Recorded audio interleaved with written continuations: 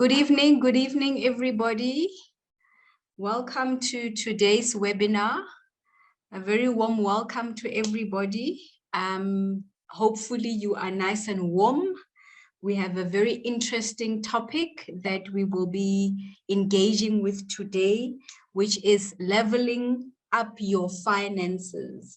We're going to stick to taking charge to your personal finances, making sure that you are optimizing all the financial resources that you do have to make sure that at the end of the day, the economy can go bad, good, but you are still financially sustainable.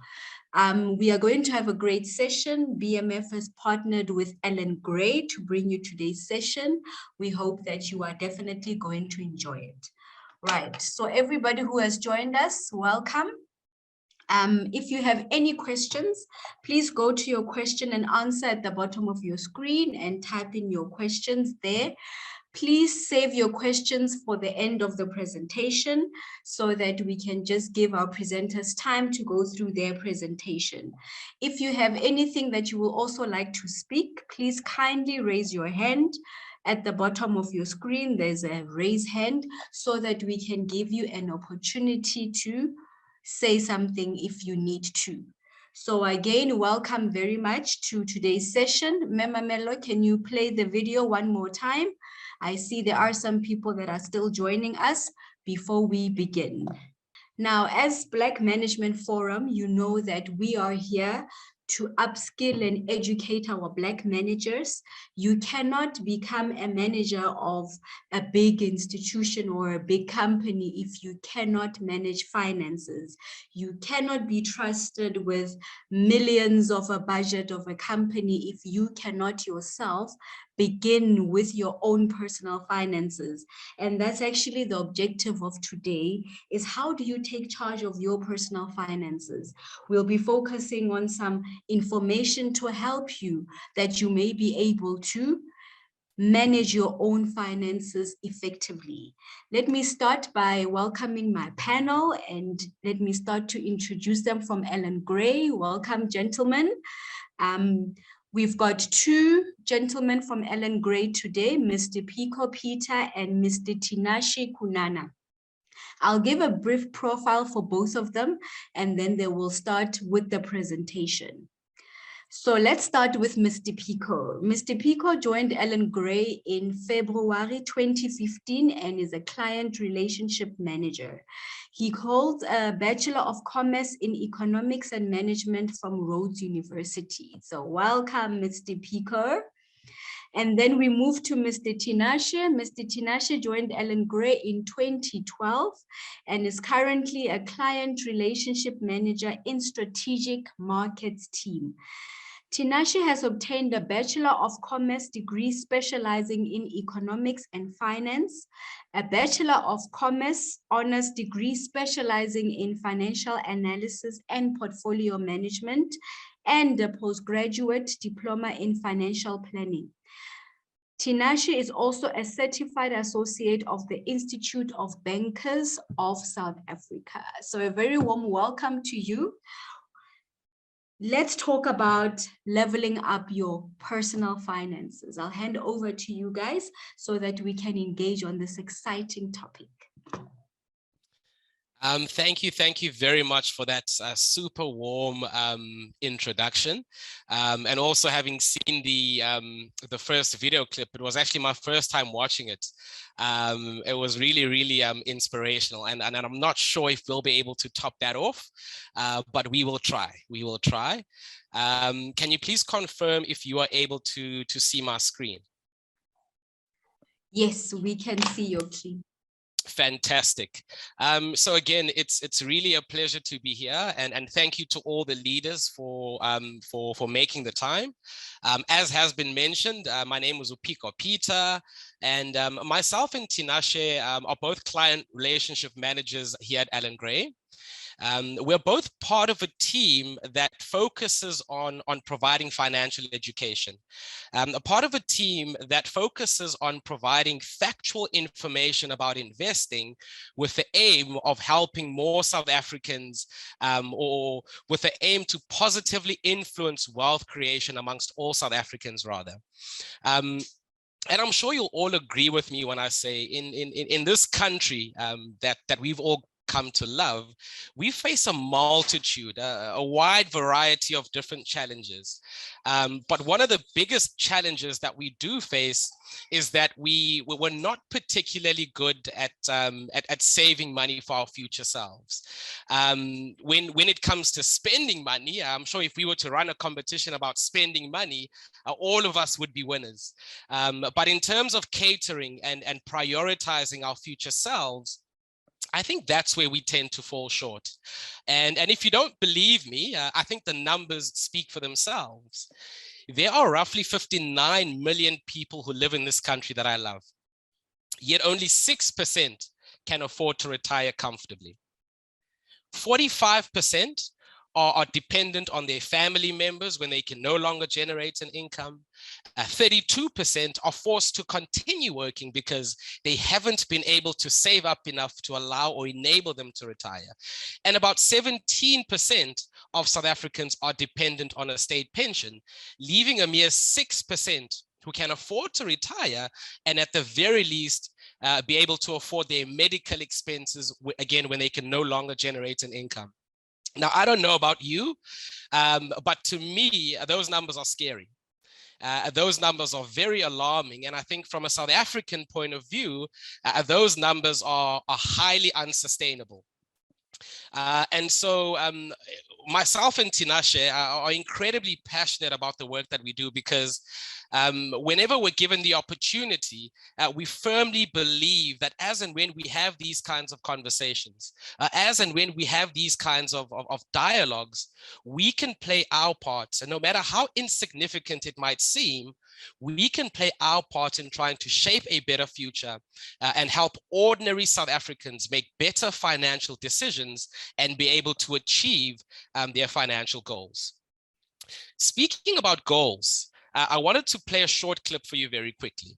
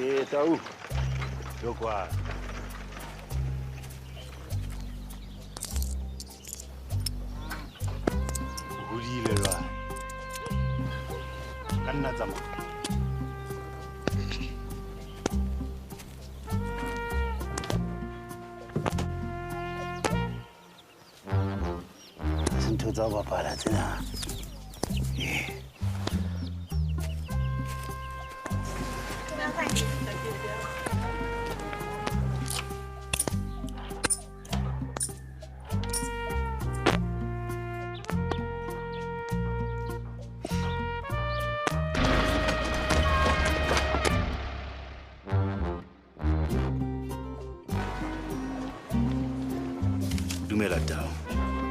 Sekolo sena sa Manese se a tura.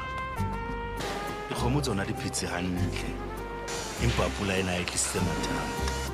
Le marulelo a nnela. Mme re a koloba. Stofo sena se tsofetse.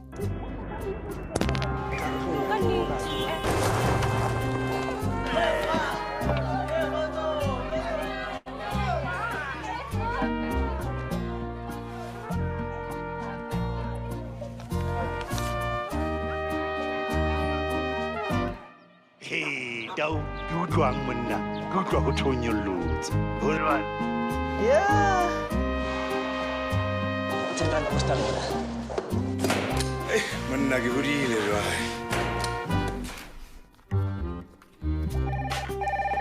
Mudau ngalo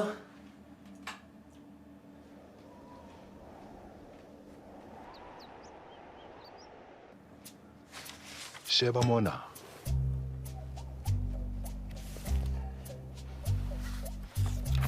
o le boloketse yona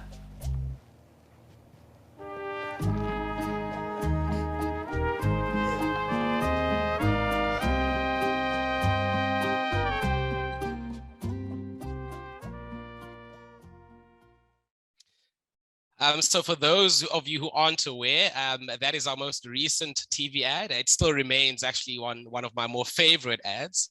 And again, because as human beings, we are different, I'm sure we could spend the whole night talking about kind of how we all interpret the ad. I think for me, the biggest learning here is that as much as the family might not have been aware about what the father was trying to do, and they might not have understood why he was doing what he was doing, in his mind, his goal was very clear. In his mind, his goal was simple. And his goal was he wanted to save up and leave a legacy behind for his kids. And I'm sure that throughout his life, there were many challenges along the way. There were a number of temptations that might have caused him to digress from that longer term goal. But in the end, he never lost sight of his long-term goal. And later on, once he had passed on, he was able to achieve that goal and leave a legacy behind for his family. And I'm sure that his family are in a much better position because of the sacrifices that he was able to make. And I think that is so important, especially given the 2 years that we come from, in that we've been plagued with this COVID-19 virus. But I think the lesson there is that no matter how tough it might seem, no matter how challenging the environment might be, it's so important that we never lose sight of our longer term goals. Now, I didn't come here to preach, so I'm not going to. Here's what myself and Tinashe are going to be covering today. We wanted to give you more background about Allan Gray, provide you with a brief history lesson, a touch on our track record, and then I'll also spend some time talking about the role that we play in helping our clients, in adding value for our clients, and the role that we play in determining your investment success. And then I'll hand over to my colleague Tinashe, who will spend some time talking about the role that you play in your investment success, before providing some practical tips in terms of things we believe you can do to get that much closer to achieving your financial goals. And then, of course, we'll open the floor up for any questions that you leaders might have. So without any further ado, ladies and gentlemen, I think let's get started. So who are we? A lot of people aren't aware of this, but Dr. Gray was an actual person, a human being that you could see and touch. Our founder actually passed away a few years ago, God rest his soul, but his legacy still remains. Dr. Gray was born and bred in the Eastern Cape. In his course, I would say ungumkhaya. He became a chartered accountant at Rhodes University. He then went overseas where he obtained his master's degree from Harvard Business School. He spent 8 years working at one of the top asset managers in America, Fidelity Management, before coming back to South Africa in 1973 and starting the company that we all see today. Now, since then, a few things have happened. And one of those is Allan Gray has actually grown to being the largest privately owned investment management firm in Africa, with just below 540 billion rands worth of assets under management. So those are assets we're managing both on the retail as well as on the institutional side of the business.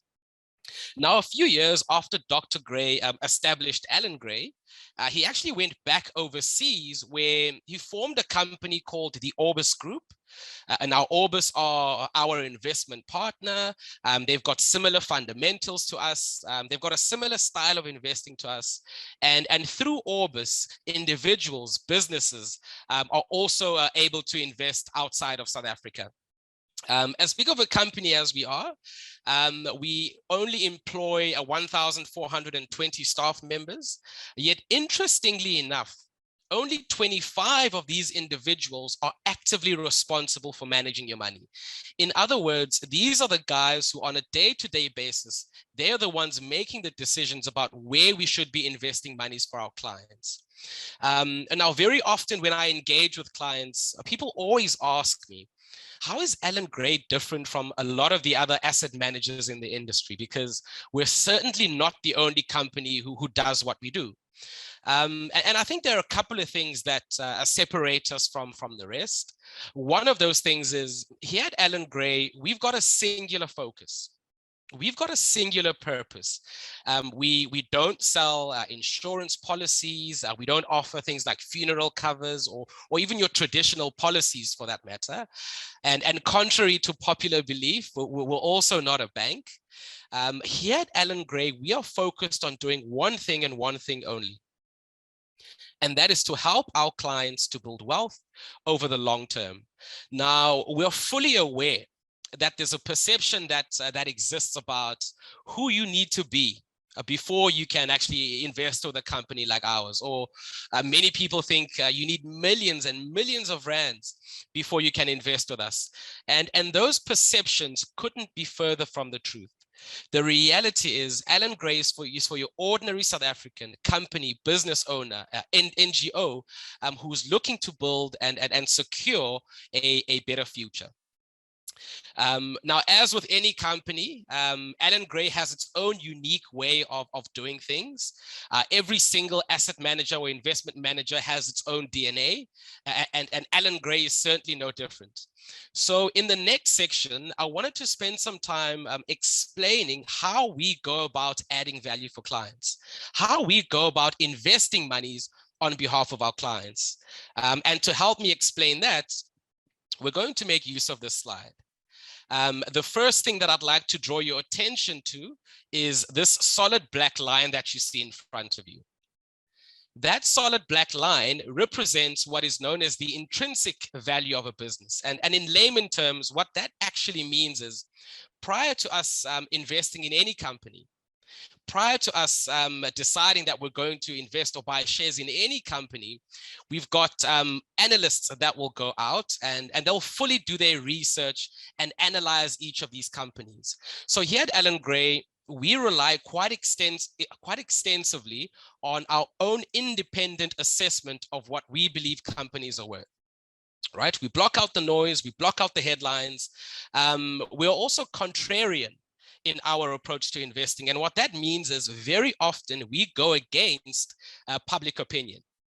All right, so let's use ShopRite as an example to help us explain how we go about investing monies for clients. And let's assume that, you know, we were considering investing and buying shares at ShopRite. Right, we've sent our professionals out. They've done their research, they've analyzed the company, they've fully done all of their research. Right, and they've come back with a value of what we believe this company is worth. That is represented by the solid black line. Now, again, coming back to the ShopRite example, let's assume that we've gone out, we've done our research, and we believe that to buy one share at ShopRite should cost you 100 Rand a share. All right, hold that thought. I'd also like to draw your attention to the solid red line. And you'll see that the solid red line fluctuates. It goes up and it goes down.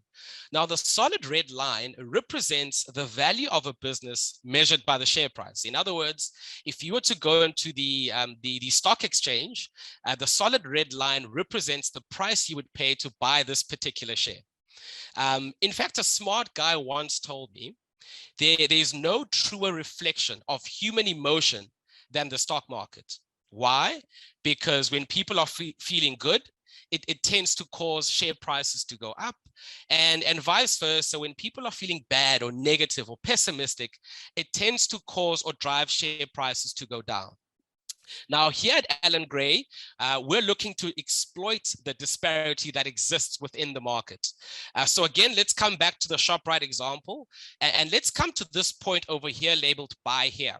All right. This is when we would typically look to invest or buy shares at this particular company. Why? Because remember, if this is what we believe it's worth, right? And remember, we said we've done our research and we believe it's worth 100 Rand to buy one share. Let's assume this buy here point is 80 Rand a share.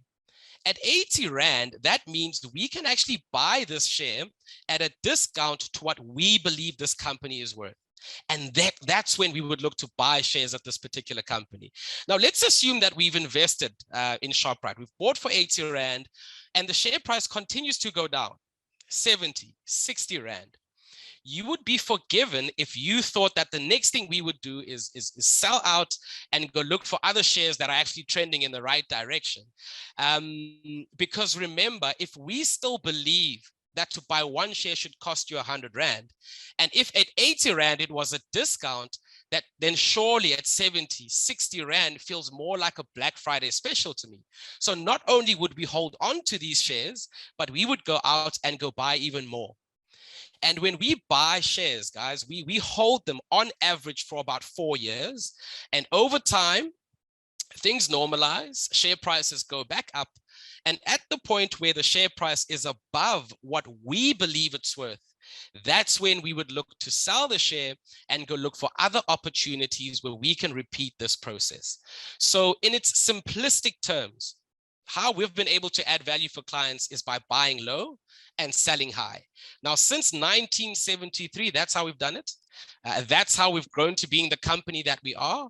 And that is how we will continue investing monies for our clients. So it's all good and well to understand how we go about investing money for our clients. But once you, or should you decide to give us your hard-earned money, where do we actually invest your money? So here are the main asset classes that we invest into.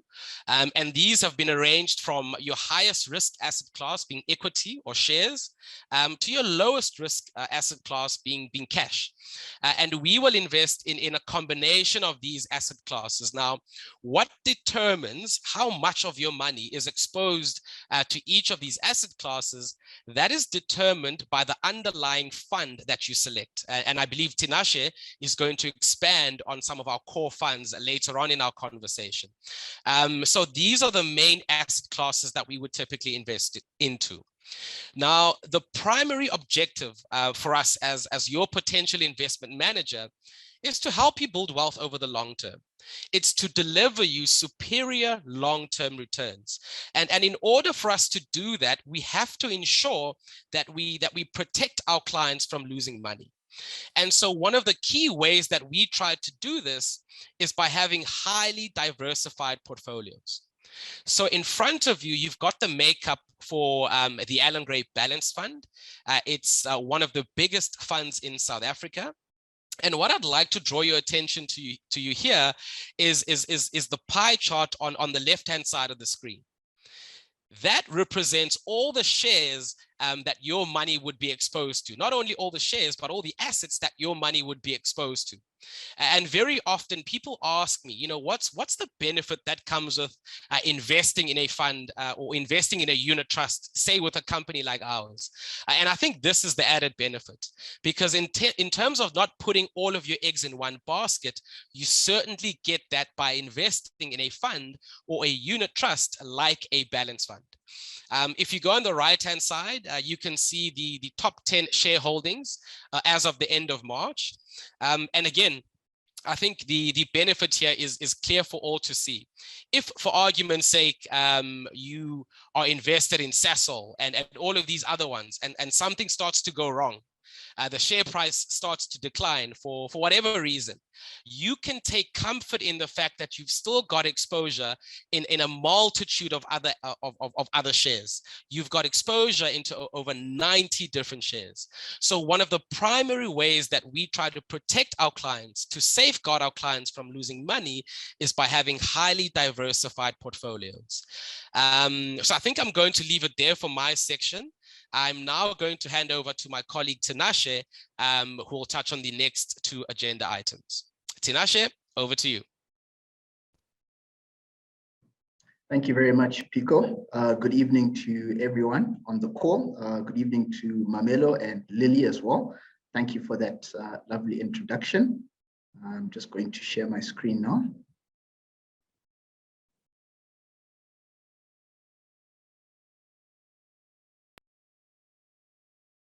Okay, can you see my slides? Okay, great. Thank you very much. So Pico's set the scene perfectly, talking about the role that Allan Gray plays when it comes to creating long-term wealth using our contrarian, long-term based, bottom-up stock picking style, where we look for shares to buy shares for less than what they're actually worth. But that's not the entire story, because you also have a very important role to play as the investor, as the end client. It doesn't matter if a fund has a brilliant return, but you're actually not invested in that fund, or there's a certain product which has amazing tax benefits, but you're not actually invested in that product at all. So that's where we're going to start. And that's why your role becomes so important. In fact, I think that the investor behavior matters just as much as the expertise of the fund manager. The investment return is what you get when you're invested in a fund at the beginning of a time period, and you stay in that fund and you don't switch out, you just remain in that fund. But unfortunately, what happens is that many investors don't behave that way. They move in and out of funds and they switch all of the time. And as a result, the return that the investor receives can sometimes be lower than the return of the investment fund. And worldwide data shows us that investors generally get less than the funds that they're invested in. And we call this difference in performance the behavior gap.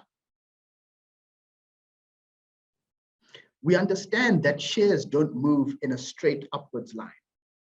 Share prices are volatile. They move up and down, and this is caused by market sentiment. Greed can creep in where you hear of someone's investment growing and multiplying, and you blindly invest into that same investment without considering the number of years that it's actually taken for that investment to grow to where it is now. And you also do so without actually thinking whether that investment fits into your required timeline or it's at your level of risk appetite as well. Another emotion that can creep into the market is fear. And when you notice your investment is underperforming because of some negative news that's out there on the market, you decide to sell and you ignore the fact that investments fluctuate over the short-term period. And some investments are actually even more prone to these short-term fluctuations than others.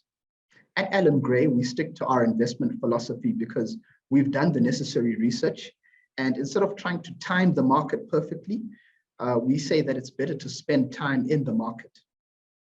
And this illustration that you're looking at now just shows the importance of recognizing the emotions that may come, but not reacting to those emotions.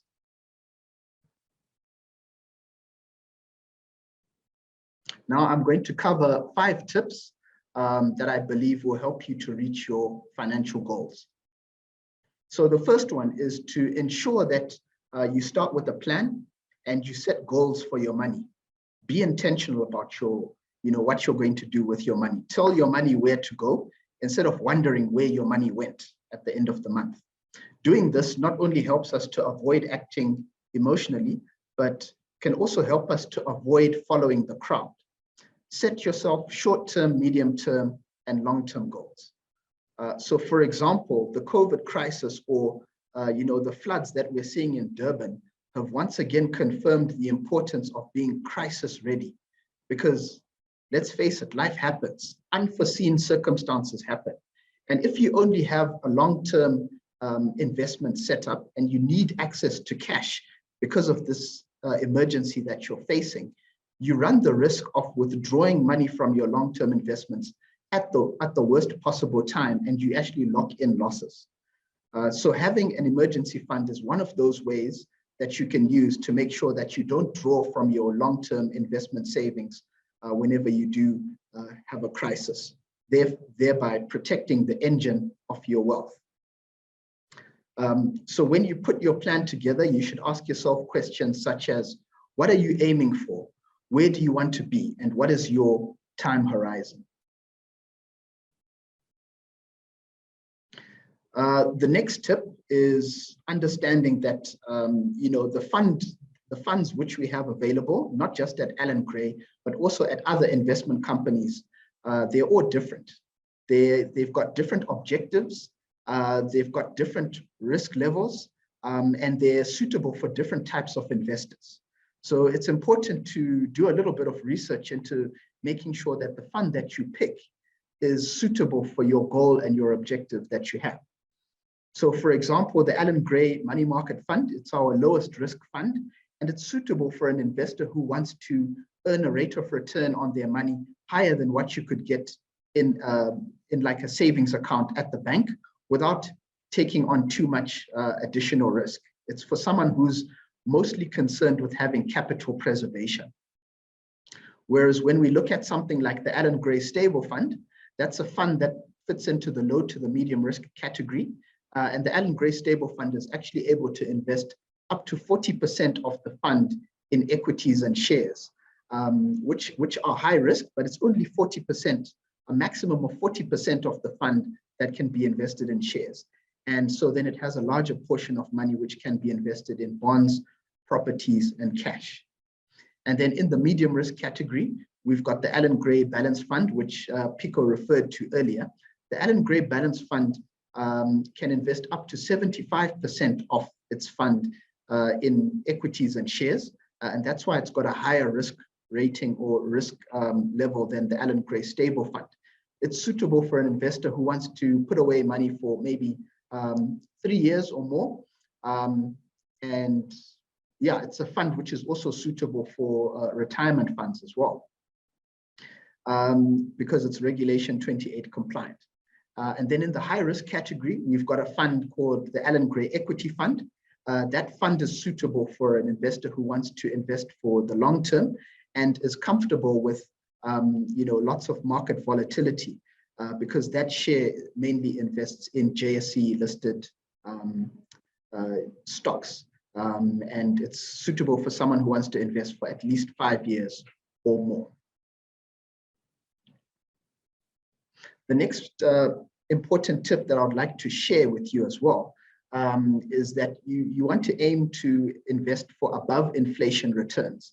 The slide that we're looking at now is showing the performance of 3 different asset classes: equities in red, bonds in black, and cash in light gray.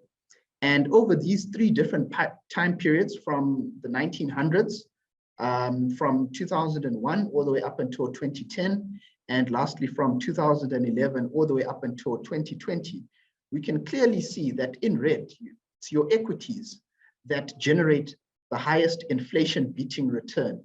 Okay, so yes, maybe over a short period of time, you can have a year like the global financial crisis or when COVID hit, where your performance of shares and equities is actually negative, where you could actually lose money in that short period of time. But what this data shows us is that over the long period, it's your equities and shares that generate the highest rate of return on investment. And then the 4th tip that I'd like to share with you is that it's important to also have a disciplined investment process. The world of investments isn't just limited to life insurance and funeral cover. There are a lot of different types of products out there which have different advantages and disadvantages. So looking at the slide that we have in front of us now, at Allan Gray, we offer products like a unit trust account, which is flexible, which allows you to put money in and take money out at any point in time. We've also got tax-free investment accounts, where, as the name suggests, your money grows completely free of any tax deductions.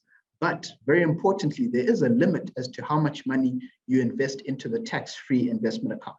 You can only invest up to 36,000 rands per tax year. Otherwise, you'll get penalized by SARS for over-contributing. If you're someone who's got foreign currency, like US dollars or euros or pounds, and you want to invest that money and get that money back in foreign currency, you could, for example, open up an offshore investment platform account. For someone who wants to save for their own retirement and do so in a very tax efficient way, you could put money in a retirement annuity account. One of the great features of the retirement annuity account is that individuals are allowed to deduct up to 27.5% of the higher of taxable income or remuneration for their contributions, up to a maximum limit of 350,000 rands. What does that actually mean in simple terms? That means that whenever you contribute money into your retirement annuity fund, you can actually get a tax deduction back. And when you do your tax return, SARS can actually pay you back money if it's within certain limits. And then you've got preservation funds. This is suitable for someone who's maybe working at a company and you're contributing towards that company pension fund. And then if you change jobs and you can no longer contribute money to that company pension fund, you don't only have the option of taking all of that money out as cash. You can continue to save and grow that money by transferring that money into a preservation fund. And then lastly, for those people who've now reached retirement age and they want to actually access their retirement savings and draw a monthly income, for example, you could do so by having your money in a living annuity product, and the money will also be growing at the same time in the funds that you've picked. And then just lastly, the last tip that I want to share with you is that it's important to start early and earn compound interest. This graph now shows the performance of two clients. The first client in the black line over here is a client who invests 1,000 rands per month, and they do so for 10 years. And after a 40-year period, you can see that the value of their investment is about 1.6 million rands.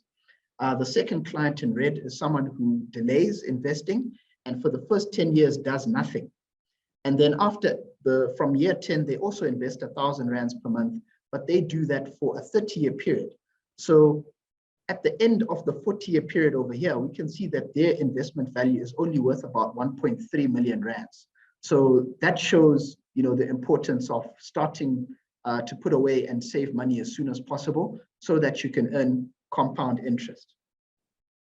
So just to summarize those 5 tips, start with a plan, set goals for your money, ensure that your funds are aligned with your goals, invest for real above inflation beating returns, have a disciplined investment process, and start early and earn compound interest.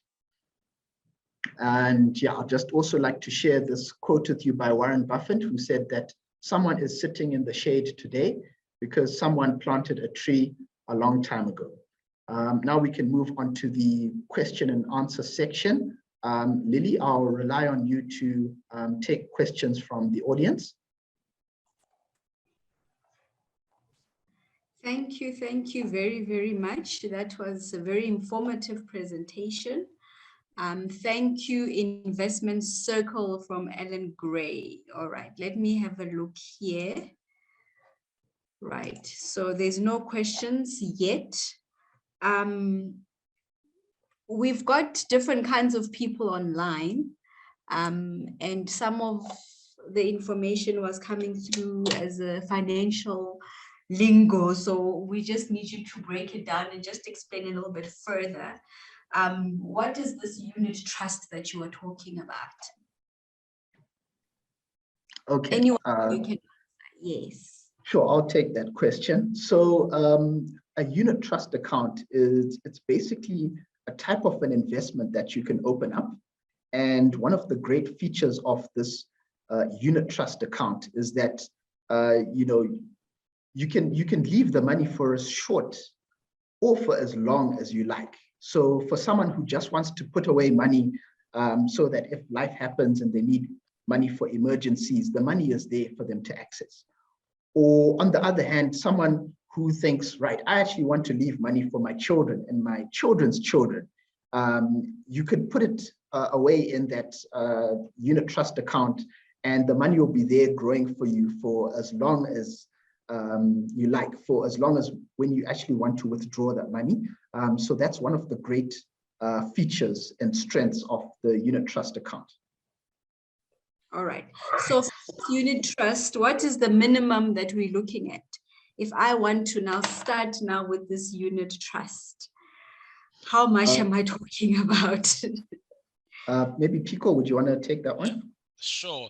So there are 2 options, or there are 2 ways with which you can go about opening up an investment account, either with a monthly debit order or via a once-off lump sum. You invest an amount and you just forget about it for as long as you want. You can also take it out at any given point. So with regards to the debit order option, the minimum there is 1,000 Rand a month. We collect debit orders on the 1st and on the 15th of every month. And I think specifically as it pertains to the debit order, there's something I'd just like to clarify, because very often we are so accustomed to policies, and how a policy works is, you know, it will go for a couple of months, you'll collect, deduct, and then the moment you can no longer proceed with the premium, Lily, what do they say has happened to your policy? It lapses. Yeah, it lapses. It lapses, right? So these investment accounts don't work like that. So if, for argument's sake, your debit order has been running for a few months and you come across, or you run into financial difficulties, you can simply give us a call. You can ask us to pause the debit order.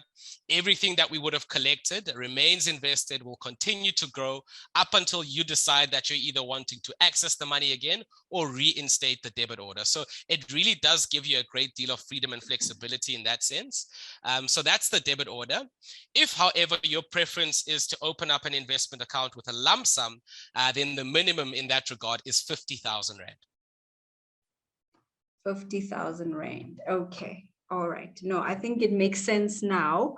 But now I'm also getting a little bit confused, because this unit trust, you can do it once off. We're looking at 50,000 Rand.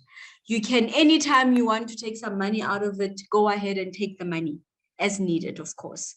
And then you also spoke about the emergency fund. Now, what is the difference between the two? And would you advise somebody to rather have an emergency fund or go for unit trust?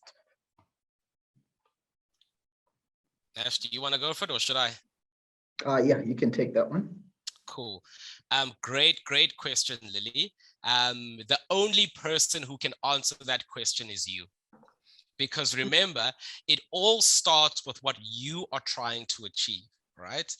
Our circumstances are not the same. And so if you try doing something that someone else is doing it, you may land yourself in a lot of trouble, because again, your circumstances could be very different to theirs. Personal finance is exactly that. It's personal. But to come back to your question, and maybe I can use myself as an example. I am the only breadwinner at home. And so I've always got to be prepared for when life decides to happen. So I've always got money sitting in a money market fund, because in a money market fund, right, it doesn't fluctuate. It doesn't do this. It grows in a straight line. So I know that at any given point, if I've got an emergency, I can go to the money market fund, withdraw, and cater for that emergency. But I'm also a father. I've got 2 kids.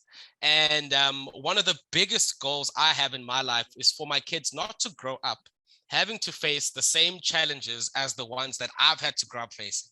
And for me to make that a reality, man, I've got to send my kids to the best possible schools. Now they're young, so I've got more time, and I'm prepared to take on more risk, because again, I've got more time. I'm looking to invest for 5, 10, even 15 years for my youngest daughter, Ian. And for that goal, I'm invested in the balanced fund. So you can use a combination of different funds to cater for the various goals that you might have. You're not only restricted to selecting one fund. I mean, as human beings, we've got a wide variety of different goals. And remember step number 2, I think it was, align your goals with the funds that you choose. So if you're looking to invest for an emergency, use an emergency fund. If you're looking to invest for the long term, and the only thing that you're really interested in is getting maximum investment growth, then look for funds that have got a sufficient exposure into equities or shares, which from the funds that Nash or Tinashe spoke about would be balanced and equity fund. So it really, really does depend on what your goals are and on what you are trying to achieve, Lily. All right, thank you very much. Here's a question.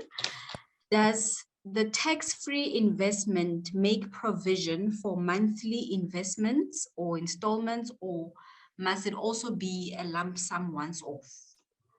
Tax-free? I'll take that one. So the tax-free investment account, you can open it either 2 ways. you can either open it with a monthly debit order, and your monthly debit order would need to be either anywhere from 1,000 rands per month all the way up until a maximum of 3,000 rands per month. Because remember, we said that the cap is 36,000 rands per tax year. So your debit order can fall between those two amounts. But if you want to do just a once-off lump sum, you can also do that. And that once-off lump sum amount is 36,000 rands per tax year. And really tax-free? I mean, it sounds unbelievable. Yeah, Yes, I think no we're not point. supposed to have favorite products, but I really do like that product, and that's one of the reasons why government decided to, allow asset managers to, serve that product to the market, because they saw that the savings rate in South Africa is very low, and no strings attached. You'll be able to invest your money. It grows without any tax being deducted in it. And when you withdraw the money, there's no tax that gets deducted on it as well. You can open it up for yourself, your children, any natural individual. So you can't open it for a company, but you can open it for any natural individual. Okay. All right. Colleagues, remember to type your questions in the question and answer, or alternatively, you can raise your hand. Let me see. Nobody has raised their hands yet. All right. So let me try and understand the difference between the shares and the bonds. What is the difference between the two? Okay, maybe I'll speak to shares, and then International, you're happy to speak to bonds. So they are different asset classes.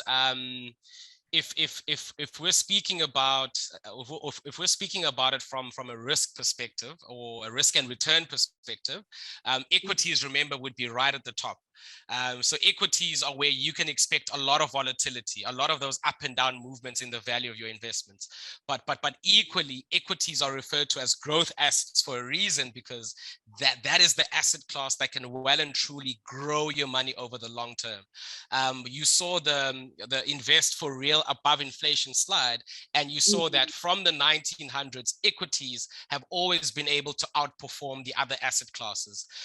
Essentially, what equities or shares refer to is becoming part owner in a company.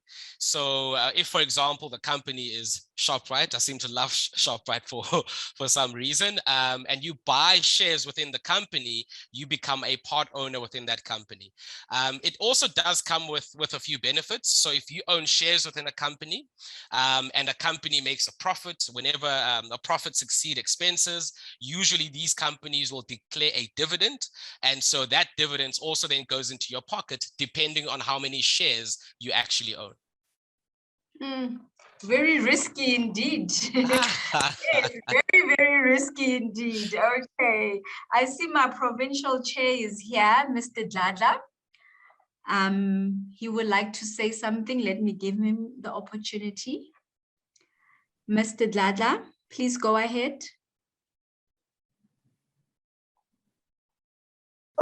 Thank you, Deb. I think of interest for me, as Allan Gray is here, for the organization that we are, and having mentioned that they've got about 35 or so professionals that really work on the long-term investment of our assets. Our organization is more for transformation. It would be of interest for me to understand the employment equity credentials of Allan Gray, as well as their broad-based Black economic empowerment scorecard, because that is of importance to us as an organization, so that our members begin to patronize those institutions that provide stakeholder value instead of shareholder primacy. Thank you. Thank you, Mr. Dladla. Okay, gentlemen, there's the question for you. Yeah, I'm happy to start on this. Pico, you can also jump in as well. But briefly to answer your question, I think as of last year, Allan Gray was actually rated level 1 BEE. In terms of like our portfolio manager team, and in terms of, I can say the senior management, this is me just speaking myself here, the senior management at Allan Gray, I don't think it's as diverse as I would personally want it to be.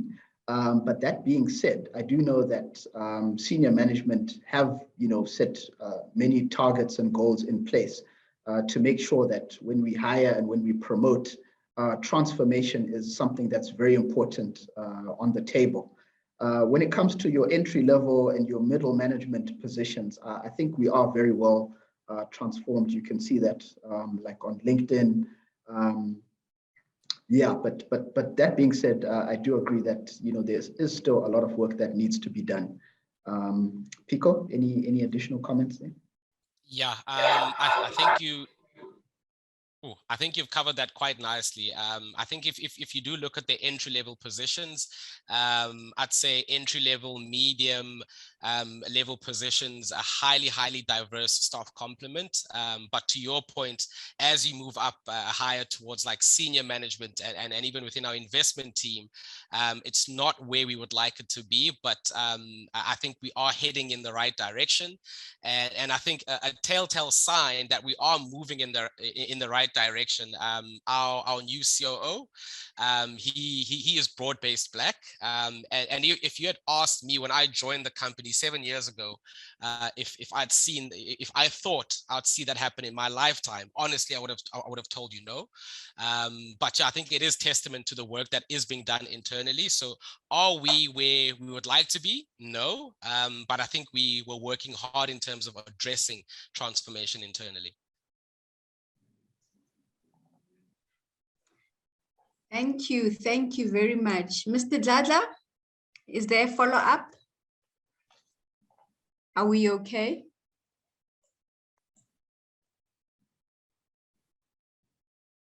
Thank you very much, Deputy Chairperson. I think for us, what is of importance is in areas of consequence, especially executive management and senior management. Those are areas that we are focusing more on.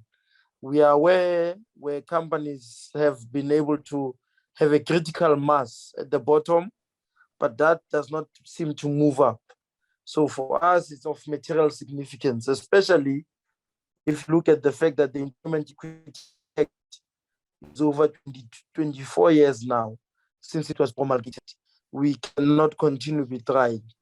So it's a matter that is of significance for us as BMF, as we maintain a relationship with the stakeholders, to say where areas where decision-making is made, how many years do you need? You've got 22 years of creating this mass of executives, but they seem not to be able to emerge and reflect the demographics of the country. So that is of concern. Thank you. Thanks for the comment. Thank you. All right, let me have a look if there's any more questions here. I think there was also a question on the bonds as well, which was asked a bit earlier. If I can quickly take that question. So imagine with me, let's imagine that there were two people.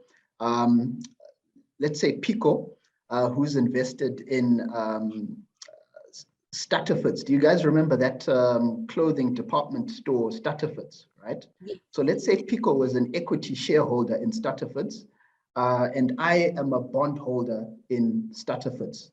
So a bond is basically a debt instrument. Sometimes when organizations don't want to go to the bank to get a loan for money, what they'll do is they'll issue out this thing called a bond, and a financial institution like Allan Gray, for example, will give that company a lump sum of money and will get interest over a period of time. So let's say Stutterford's, Pico's a shareholder and I'm a bondholder. And then, like we know, Stutterford's closed down. They actually went bankrupt. And let's say they had just R1 million left. Pico was R1 million shareholder and I had R1 million in bonds. What happens is that because I'm a bondholder, I'm going to get my money first before the shareholder. So that's why a bond is considered less risky than a shareholder or ordinary shares. So that's like the main difference in terms of bonds and shares. All right. We do have some of the managers who want to be socially responsible. You know, which of the companies are you working with that are socially responsible, and your investments into companies that are in the green space? You know, it's very important that we also support that side. And we have a lot of managers who are saying that I just don't want to invest in any company. You know, I don't want shares in any other company unless they're socially responsible or they're operating in the green space. I know there's a slide where you've shown us the companies that you are working with, but do you have any that are socially responsible or any green companies that Allan Gray is investing in? Nashjin, do you have a few off the top? So I think I'll answer this question from a different angle, right? But when it comes to issues of ESG, environmental, social, and good governance, it is very important to us. So much so that not too long ago, we actually appointed an analyst in our investment team who specifically focuses on the ESG aspects of all of the companies that we invest in. So at Allan Gray, we don't have like analysts who focus on mining, analysts who focus on the banks, analysts who focus on the retailers. All of the analysts need to be good enough to do research and investigate all the companies that we invest in. But when it comes to ESG, that's where we've decided, no, we're actually going to have a dedicated person who solely focuses on ESG across the various investments that we have. Allan Gray is very active when it comes to exercising our voter rights.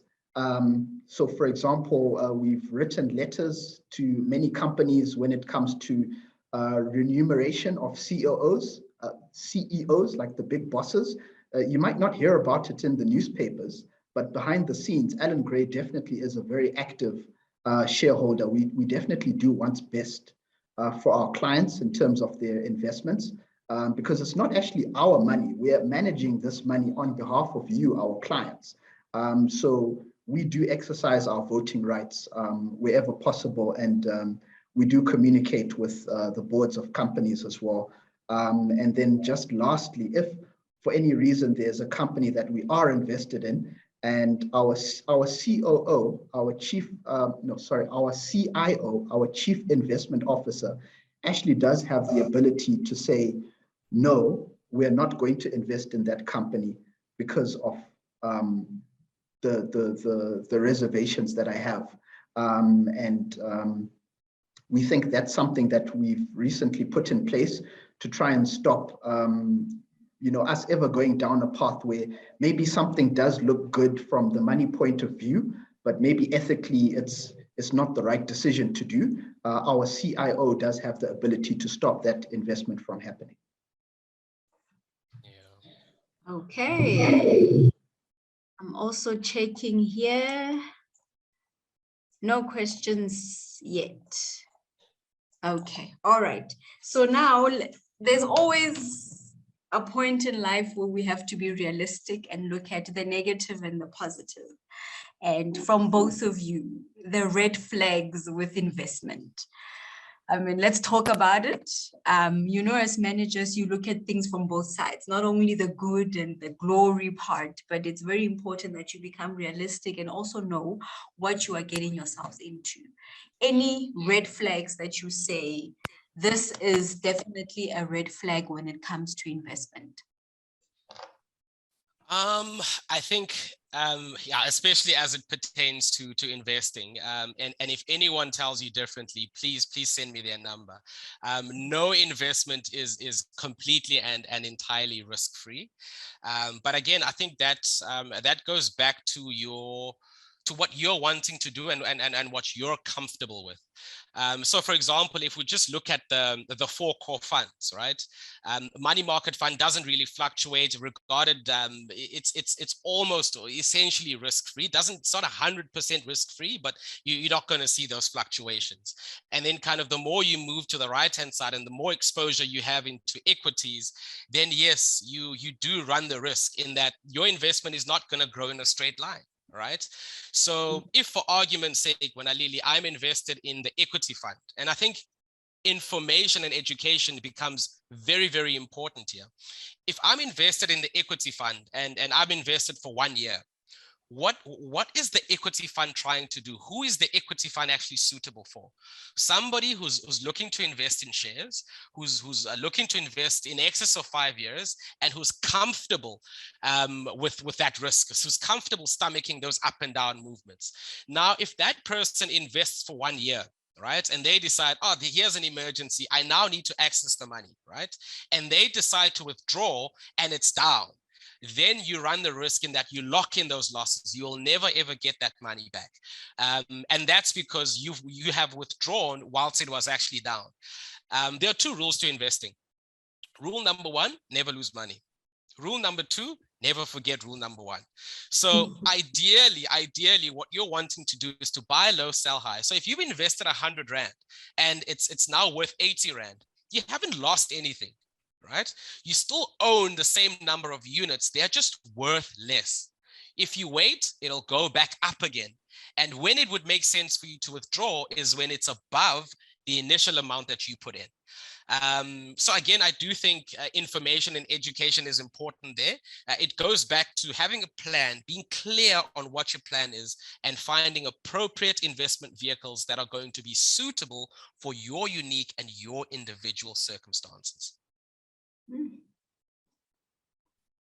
All right. Yeah, maybe I can give you an example outside of finance, right?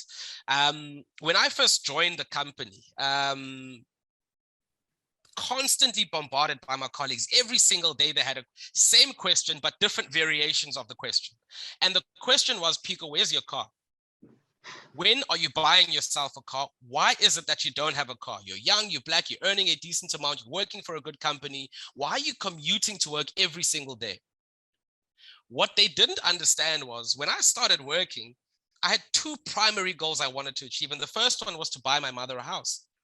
The second one was to start contributing to my mother's retirement. And then I had kids and I needed to prioritize my kids. So for me, buying a car when I was starting out didn't fit my plan, right? It could have made sense for someone else with different circumstances, but it didn't fit my plan. Now, fast forward a few years later, yes, I've got a car, but more importantly, my mother has a house, a place she can call home. Her retirement contributions are coming along quite nicely. And I've already alluded to the goals I have with regards to my kids. So again, personal finance is exactly that. You got to think about what makes sense for your unique and individual circumstances. Very well said. Mr. Tinashe, from you, red flags? Red flags. Hey, how much time do you have? For me, I think in this day and age that we're living in, right? This age of information technology and the internet and WhatsApp, there are a lot of quick, rich schemes which are actually going around. You know, these ones which promise you these great returns, you're going to earn 25% after a month. And, you know, maybe you're speaking to someone who's like, it worked for me. Look, yeah, I invested the money, 10 grand, and it came back, you know, with the 25% on top. Come, let's put our money together. Let's put in 100,000 rands into the scheme. But if it sounds too good to be true, I think it's exactly that. It's not true. You can't have exceptional returns like that consistently over a very, very short period of time. And unfortunately, that's how people get sucked into all of these Ponzi schemes. You know, these ones that say, hey, you need to sign up, like pay a 200 Rand joining fee and, you know, sign up another people, and the money that you get a cut of that. Or these ones where you know, there's no office, no location, there's no track history. They're coming to you through Instagram. They're sitting on a Ferrari or a Lamborghini. Just sounds too good to be true. So yeah, those are the red flags for me. I think slow and steady sometimes does it. And that's why at Allan Gray, we love to say slogans like, throw time at your money. The best rewards take time. So, you know, rather do that than try and get into a get rich quick scheme. No, definitely true. Yeah, and if I may, sorry, Lily, just to quickly add to that, especially because I'm obviously, I work within the industry, I work with really smart people, and there are people who believe, you know what, this type of thing could never, ever happen to me. It's not about who you are. It's about where you happen to be at that particular moment in your life. And what you typically find is individuals who have got expenses that fluctuate, who are heavily indebted, who are almost trying to play catch up. Those individuals are most vulnerable. No, definitely. It's always good to know these things so that we look at things from both sides. All right, I see our time is up. Oh my gosh. It was such a beautiful, interesting session, but our time is up. I think for me, this whole throw time at your money concept, it really overwhelms me because I'm one of those people who want to get things done now, you know, but understanding that you need to allow your money to grow, you need to forget about it, keep checking, seeing all these graphs, and you get excited, things are looking good. The following month, things are looking very bad and you are very frustrated, but at the end of the day, time is the secret to make sure that you get where you want to be. I think you've also reminded me of the saying that people perish because there is lack of knowledge. You know, for those people who are not investing, it's because they don't know. If the information that you are giving us today was known by most people, 10 years, 15 years down the line, most of us will definitely be millionaires. So this was absolutely a great session. And I hope my attendees also enjoyed it. The managers at Black Management Forum, this was very informative, and the importance of you looking after your own personal finances, because as you can see, these days, you never know what's going to happen. Do not rely on your company that you are working for or your small SMME, you know, that's the only fund that you've got. Make sure that you speak to Allan Gray and find various ways that you can invest. There's a nice acronym that I want to end with, the SMART acronym, which the S stands for be specific with your goals. I think we've spoken here. Look at 10 to 15 years minimum. Do not do things in a hurry unless, of course, you are going for those beautiful tax-free where you can enjoy your money. Be measurable, of course. Know what you want, what is your goal, how much you want to have, and by what period. Make sure that it's attainable. Make sure that you stick to it. At the end of the day, we are not here to get people rich overnight. We are here to help you that you stick to your goals, and please be realistic. Sometimes it's nice to say, I've got investments there, a little bit of shares there. I want to look at the bonds, but please be realistic, as some of us do have black tax. So please make sure that you do goals that are realistic, that you'll be able to keep up with all those monthly installments if that's what you're going for. And then time, I think that was the highlight of today. Be patient with yourself, be patient with your money as well. If you can raise your children till they are older, then you can definitely wait for your money.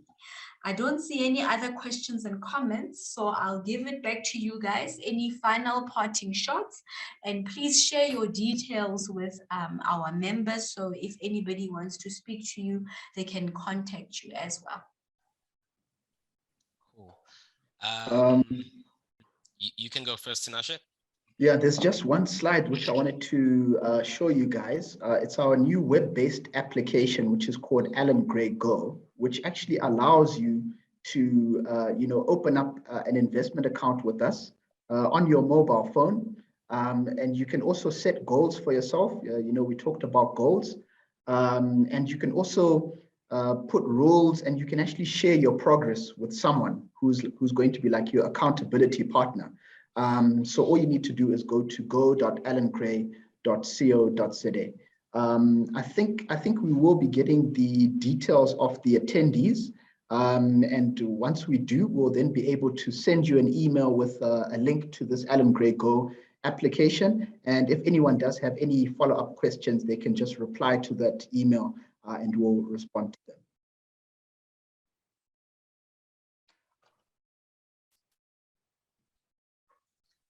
Cool. All Thank right. you. I think for me, a parting shot, something that got me through those tough times early on when I was starting was, it's a quote from Warren Buffett again, do not save what is left after spending, but rather look to spend what is left after saving. All right. Thank you very much. And thank you to all the managers that have joined us. We hope that you definitely enjoyed the session. And as you heard, your contacts will be shared with the team, and still reach out to them for more questions, or if you really now want to start with the saving, they can direct you to the relevant people that can assist you. Thank you very much for joining us. Enjoy the rest of your evening. Goodbye.